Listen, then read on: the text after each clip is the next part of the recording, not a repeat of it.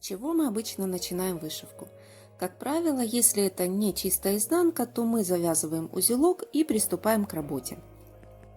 Но в люневильской вышивке этот прием не работает, и я сейчас расскажу почему. Во-первых, это выглядит не очень эстетично с изнанки. Во-вторых, даже если узелок достаточно большой, в процессе работы он может выскочить. И в этом мастер-классе я расскажу вам, как красиво и аккуратно закрепить нить люневильским крючком. Меня зовут Ольга Медведева, добро пожаловать на мой канал Меолка. Итак, начинаем с того, что набрасываем рабочую нить на палец, таким образом, чтобы справа был короткий конец нити, а слева длинный, который выходит из катушки. Размещаем левую руку под вышивкой и крючком вытягиваем петельку вертикально вверх. Теперь делаем маленький стежок назад и на крючок набрасываем короткий конец нити. Подтягиваем и делаем стежок вперед и набрасываем на крючок длинный конец нити. Продолжаем вышивку в этом же направлении.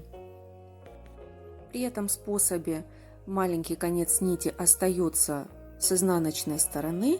Это не всем удобно, поэтому я покажу еще один способ, когда он будет с лицевой стороны.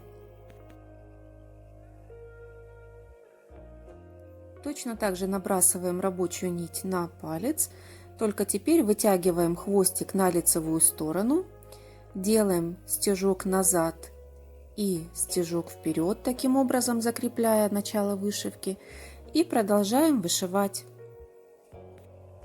В конце работы хвосты ниточек, которые мы закрепляли в начале, можно продеть под швы и обрезать. И теперь следующий важный момент – это как закрепить конец вышивки. Делаем маленький стежок вперед. После этого маленький стежок назад. Стараемся сильно не затягивать. После этого, обратите внимание, нам нужна вот эта петелька, которая получается при перетяжке двух последних стежков. Мы поддеваем ее. И нужно продеть ее аккуратно в петлю, таким образом, чтобы она хорошо затянулась.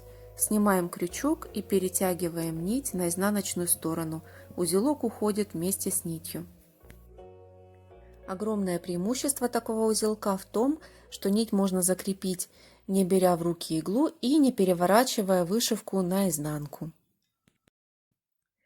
Так что надеюсь, что это видео было для вас, как всегда, интересным и полезным. Поэтому до новых встреч на канале Меолка.